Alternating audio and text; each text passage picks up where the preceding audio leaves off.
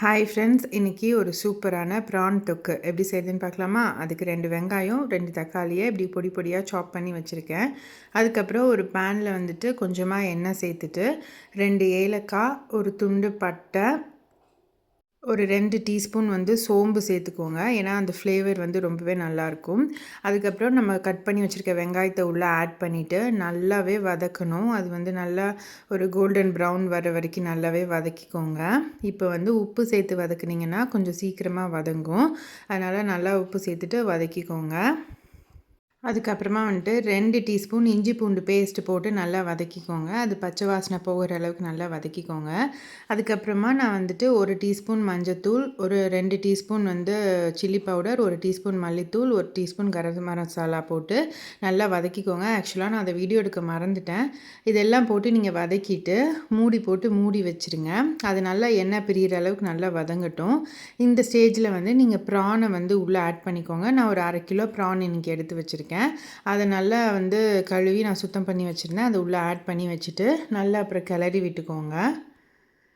மசாலாலாம் அதில் நல்லா கோட் ஆகிற மாதிரி நல்லாவே வதக்கி விடுங்க. இதில் நீங்கள் தண்ணியெல்லாம் எதுவும் ஊற்றக்கூடாது. ஏன்னா இந்த ப்ரான்லேயே கொஞ்சம் நல்லா தண்ணி வரும். ஸோ அந்த தண்ணியே அதுக்கு போதுமானதாக இருக்கும். ஏன்னா இது தொக்குன்றனால நமக்கு இது கொஞ்சம் திக்காக இருந்தால் தான் கொஞ்சம் நல்லாயிருக்கும். இந்த ஸ்டேஜில் மறுபடியும் நீங்கள் ஒரு லிட்டு போட்டு மூடி வச்சு ஒரு 10 நிமிஷம் அதை வேக விடுங்க.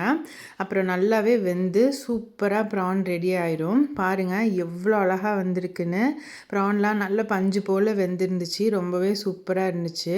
எனக்கு தொக்குக்கு எப்போவுமே மல்லி இலையை விட கருவேப்பிலை தான் எனக்கு ரொம்ப பிடிக்கும்.